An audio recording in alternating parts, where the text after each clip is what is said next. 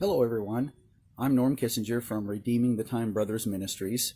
My brother Gene and I have spent many years in the ministry as pastors and preaching the gospel, and we are moving into a new phase in our ministry where we're beginning to put more stuff online and to be able to move into the internet age. And so we're putting more material online because we want to have the biggest outreach that we can have in preaching the gospel to the world, as well as equipping saints for the work of the ministry, and using different concepts and ideas that the Lord has taught both of us, and passing those on to other believers. And as we share our learning and our insights with each other, then the body of Christ is stronger because of it. So we've been talking about the priesthood of the believer, and we're going to continue with that concept. And so I'm going to read our foundational verse here, and then I'm going to talk about the different subject matter that we're going to go over in talking about the priesthood of the believer. But in 1 Peter 3:9 it says, "But you are a chosen generation, a royal priesthood, a holy nation, his own special people, that you may proclaim the praises of him who called you out of darkness into his marvelous light, who once were not a people, but now are the people of God, who had not obtained mercy, but now have attained mercy." And so our verse there talks about the idea that one of the illustrations of the Christian life, and one of the metaphors of the Christian life, is the metaphor of us being believer priests. That every man, woman, and child who is a born-again Christian enters into the priesthood and ministers the gospel to the world around us. And so we're going to use the idea of the priesthood in order to illustrate how ministry can work effectively for each individual Christians. Now, I'm going to focus mostly on the individual Christian, not on the church. There's thousands and thousands of different very effective ministries out there that are part of the corporate body of Christ. But I'm talking about how to learn how to minister your own giftings, callings, talents, and missions that God has given you so that you can minister effectively in the world around you as an individual. Because as we talked about before, especially moving in very likely to the end times, and if not the end times, at least some harder times for Christians here in America, we need to know how to be as equipped as possible and be able to minister maybe without a lot of extra church help or support in order to minister to people around us. And basically, I believe that God has equipped us to do that through spiritual gifts, talents, and the places that he's put us in, the ministries that he's put us in. So the subjects that we're going to go over on the priesthood of the believer are, we're going to talk about the clothes of the believer. A priest is identified from the laity out in the world, that you can tell different types of priests and monks and nuns from pretty much any religion based on the type of clothing that they would wear. And we're going to talk about what the Bible talks about our clothing as priests. We're going to talk about the sacrifices of the believer priest. What does the believer priest of the New Testament sacrifice? In the Old Testament, it was grain and oil, and it was cows and goats and sheep and birds. But in the New Testament, the sacrifices are different. And we're going to talk about what those sacrifices are. I personally believe that God is very precise. And the next one we're going to be talking about are the orders of the priesthood that I think are found in the spiritual gifts. That I think that he gives each and every one of us a different perspective about the church, so that we focus on a different perspective. And if we understand what our perspective is, and understand that other people may have different perspectives that God has given them and their giftings, then we will not be as offended with each other. And then we're going to talk about spiritual warfare and how to apply this in the spiritual life, because the whole purpose of the priesthood is to be able to be as effective as possible in the kingdom with all of the darkness that is going on around us. And so we'll continue with that idea as we continue to study. Now, I mentioned briefly that just in the last couple of times that we talked, I mentioned some of the things that the things that we need to be careful of is we want to make sure that we don't that we understand, I think, why that the church doesn't focus much on this as an illustration. It will I've heard preachers preach on being a soldier and the idea of being a son and a son or daughter of God and those kind of concepts, but tend to stay away from the idea of the priesthood.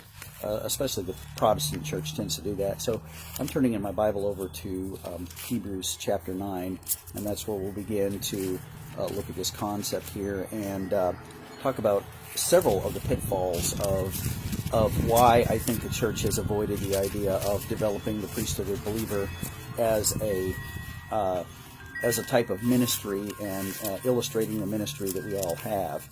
And so over in Hebrews chapter 9, verses 11 through 14, and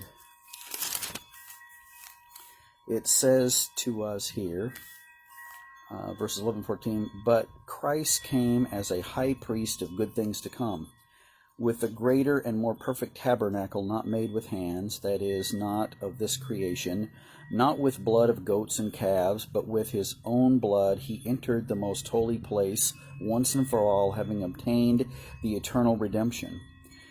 For the blood and bulls and goats and the ashes of a heifer, sprinkling the unclean, sanctifies for the purifying of the flesh. How much more shall the blood of Christ, who through the eternal Spirit offered himself without spot to God, cleanse your consciences from dead works to serve the living God? And for this reason he is a mediator of the new covenant by means of death for the redemption of the transgressions under the first covenant, that those who are called may receive the promise of the eternal inheritance." And so one of the issues with why that I think especially the Protestant church has not developed the theme of the priesthood of the believer and talked about it is because there is a danger in moving away from the idea that Christ is truly our high priest. And so for all of us, without Christ, we have no access to God. In fact, not only is he our high priest, but according to this passage here in Hebrews chapter 9, he's also our sacrifice. So Christ became both. He became both the high priest and he became the ultimate sacrifice. He is the ultimate sacrificial lamb. He's the ultimate high priest. But the problem with teaching the priesthood of the believer is that it can be carried too far and it can be considered blasphemy by taking away the ultimate importance of the priesthood of Christ. And I certainly do not want to do that. I use this illustration because I think that we need every tool we can find to be able to be ministering faithfully to the world around us. And so we'll talk about how that we minister to the world around us and offer to the world around us the sacrifice of Christ, which is the ultimate sacrifice for every sin, past, present, and future, that we could ever commit. Now, the second reason that I think that the church has stayed away from talking about the priesthood of the believer is that the church is silent on the subject over the centuries because it's very easy to move from emphasizing the priesthood of the believer, and in doing so then makes the Christian, the individual Christian, less accountable to the authorities in the church.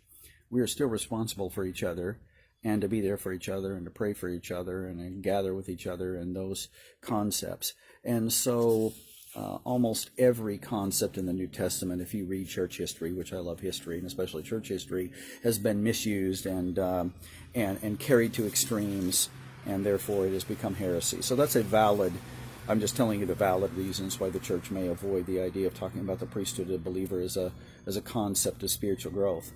The third reason is that the priesthood of the believer concept can take away from the professional ministry and therefore hurt the calling of pastors.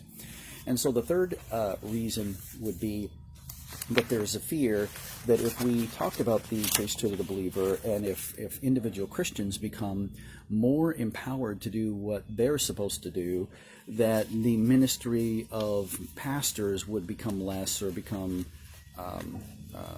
less important or become watered down. Actually, the opposite is true, because basically that when we become attuned to the roles and callings that we have, the pastors, as we're going to see in this next video, are able then to fulfill their role, which is in the church. The role of the ministry gifts are to equip the saints to be the believer priest that God has called them to be. And so actually, rather than unempowering pastors, the idea of every individual believer being a priest actually empowers pastors to be the most effective for the work of the ministry.